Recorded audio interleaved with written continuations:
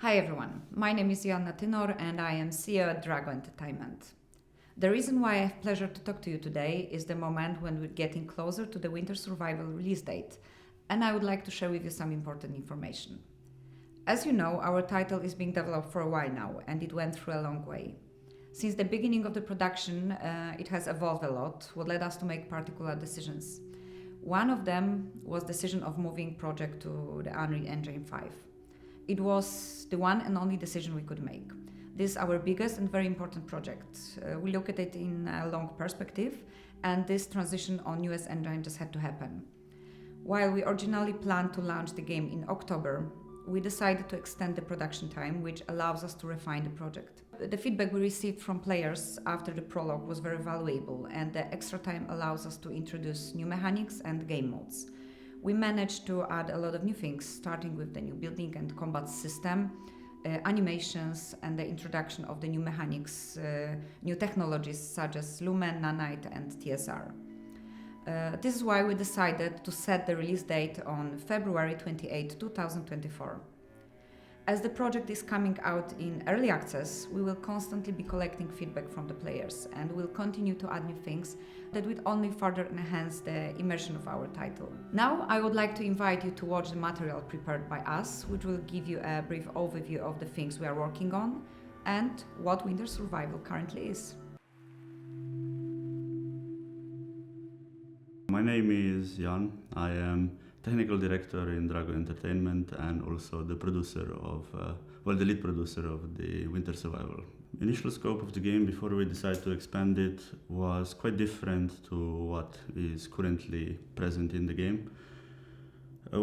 Initially we focused very much on the story mode and we hoped that this would be enough. However, as we were releasing the demos and then later prologue, we realized that the expectations of the players were different than what we initially envisioned.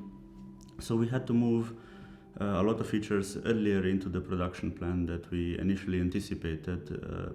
For example, the endless gameplay mode. We initially planned for patch 5 of the early access release or a post-early access release. However, after the prologue, it was very, very clear that the players expected pretty much at the release. So we had to make quite a lot of adjustments to get endless mode playable in the initial release of the game.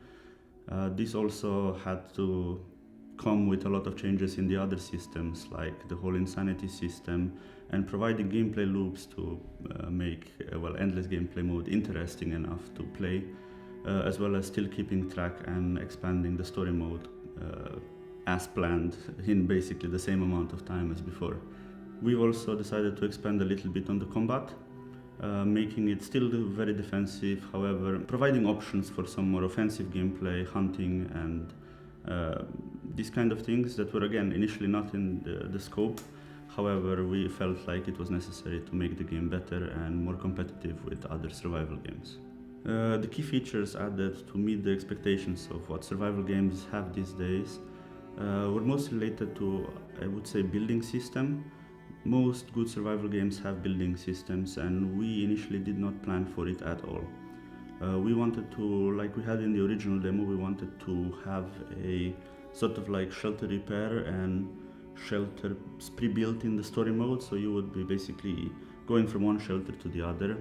However, we have quickly seen that the player expectations were different, but also our own expectations grew. As soon as we saw the potential of what we could create, we said that we absolutely have to have it very quickly into the game, because many of us are survival players ourselves, and for some of us, myself included, building is a very critical part of the experience.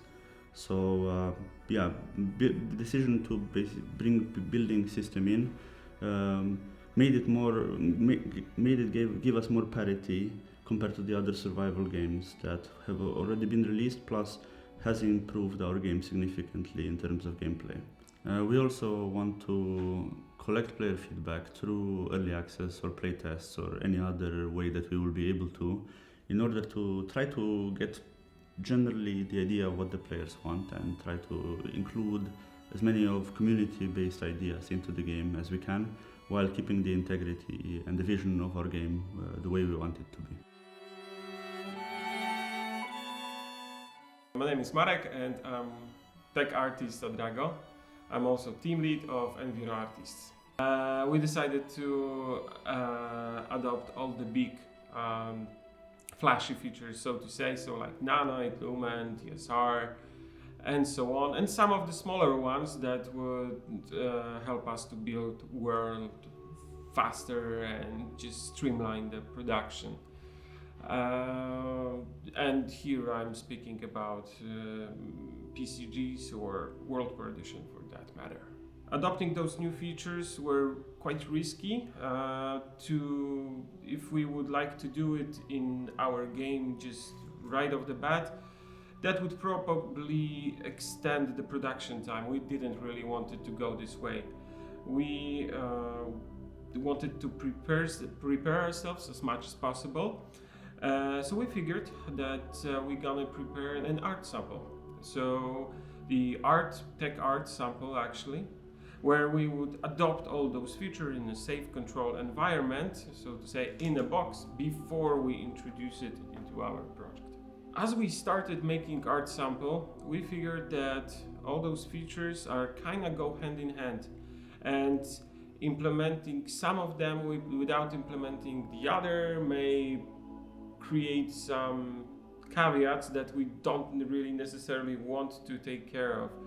At some point we realized that adopting most of those big features as one block is the best way to go.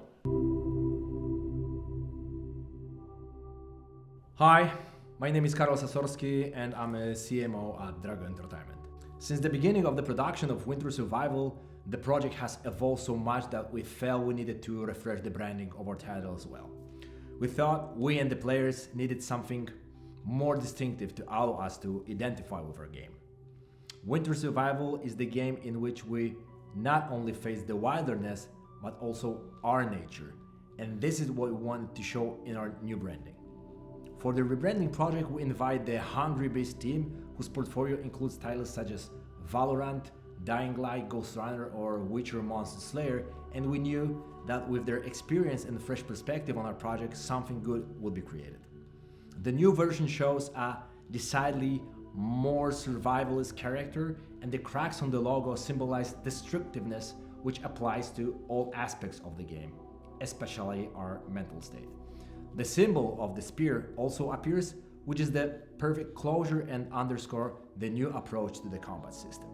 The logo is the first stage of our cooperation, and soon we'll share the next step of our joint work, so stay tuned for more.